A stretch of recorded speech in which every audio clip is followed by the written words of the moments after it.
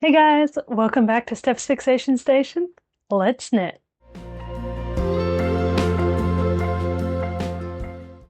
Hey guys, in today's video I'm going to be showing you 3 beginner-friendly and easy ways to join a new ball of yarn to your existing work. So whether you're changing colors or need to seamlessly add new yarn to your work, you can choose the right join that works best for you. And if you stick around to the end, I'll give you a bonus tip on how I weave in my ends so that you're not left with a bunch of jellyfish tails at the end of your work. All right, let's get started. So the first method I'm going to be showing you is the no knot join. And this is great when you're changing colors at the start of a row, or you just need to add some new yarn to your working project. And basically all you're going to do with this one is put the new wool from the new ball behind your work and put your needle in like you're going to start knitting. And using your left hand to keep the tension of the new yarn, you just basically start knitting.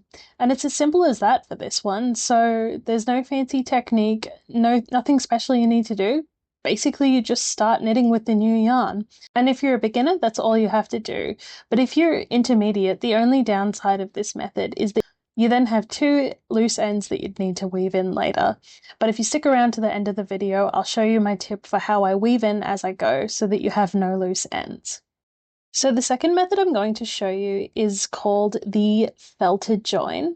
So essentially what I do for this one, I take the tail ends of the 2 yarns that I want to felt together and I start to untwist the yarns so that they look straight. Once we've unraveled the yarn, I'm going to wet my hand with my spray bottle, and then I'm going to rub the join back and forth in my hands as quickly as possible so that that water, the heat, and the friction of the rubbing starts to felt the yarn together. And what that's going to do is intertwine the fibers in such a way that they won't come loose from each other. And then I sort of cross the 2 yarns over and twirl them back together.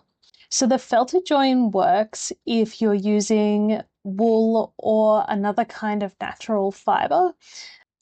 I've also heard this join referred to as the spit splice, but I do not use spit for this one. I use my spray bottle.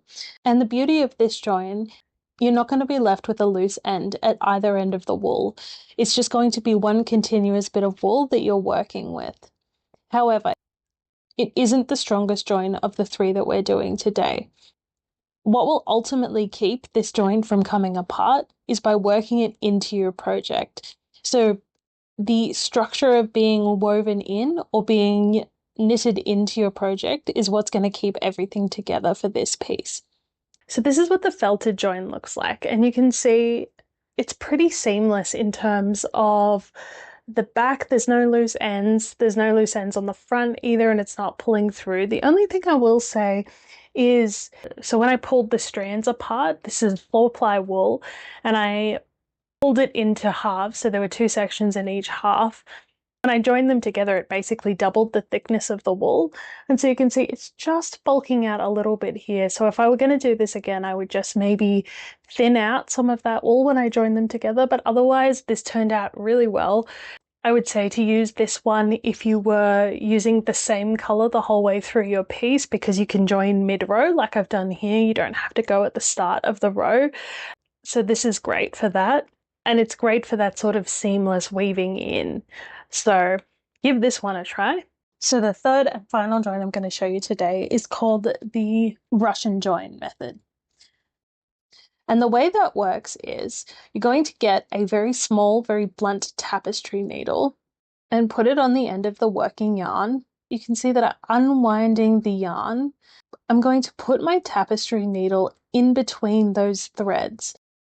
And sometimes this can be a little bit fiddly, but you sort of want to unwind the wool while you're doing it, just to give you a little bit more space to work with. And I'm going to work up the middle of those threads for a couple of inches. I'm then going to pull the yarn through to create a loop at the bottom. And you can see I'm just securing it here with a knitting needle. Then I'm going to do the same thing with the yarn on the new wool. Thread on the tapestry needle, but before I start knitting into the wool, I'm going to go through the loop we made on the previous yarn. It doesn't have to be perfect, but just enough that your wool is going to stay secure when you pull the tail through. So I'm using wool in this example because I was working with wool today, but this join works great with acrylic or synthetic slippery fibers, and that's going to create a join for us that doesn't leave any tails that need to be woven in. And this is the last one, so this is the Russian join is what it's called, and I love this one too because it's similarly to the last one.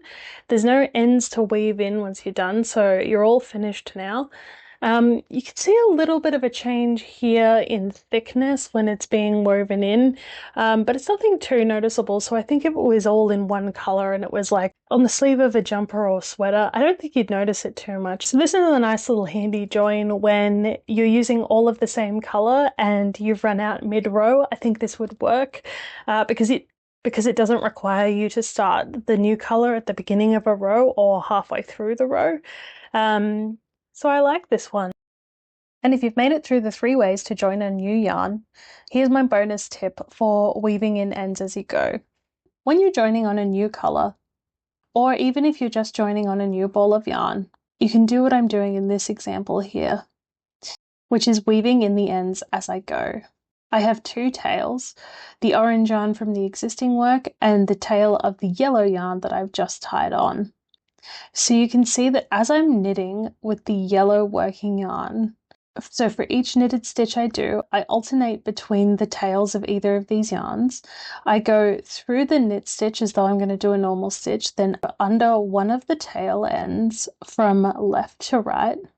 I use my working yarn to go anti-clockwise around the wool, and then I pull my needle back from right to left under the tail and back through the work. And what that's doing is creating a loop behind the work on the wrong side of my project that's catching the yarn and weaving it in, but not letting it show on the front of the work.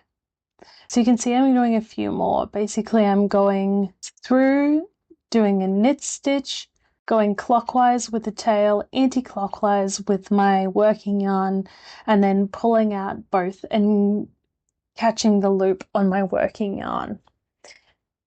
And in the end, you can see when I turn it over that that's weaving the end in. And I alternate between the orange and the yellow thread to make sure everything's woven in nice and snugly. This is the join where I've weaved in my ends as I worked along. You can see there's just still a little bit of a tiny tail just here, but that's okay because the whole goal is to not leave yourself with giant ends to weave in at the end. I really like this method because if I'm doing this, for example, for a jumper or a sweater or something, and I stick my hand in a sleeve like this, I'm not going to get my fingers caught on the little woven in ends here. So I really like this as a way to weave in ends. You can see it's really durable. I'm not concerned that it's going to come out. I could wash this, it would be totally fine. It is wool, so you want to be gentle with it, but I'm pretty happy with the way that's come out. Thank you guys so much for watching. Tell me in the comments down below which join was your favorite and which one you're going to be trying in your next project. And if you enjoyed this video, go ahead and give me a like. And if you want to see more videos like this, come over to Steph's Fixation Station, subscribe. We do weekly videos. I'd love to have you there. Thanks, guys. At the big...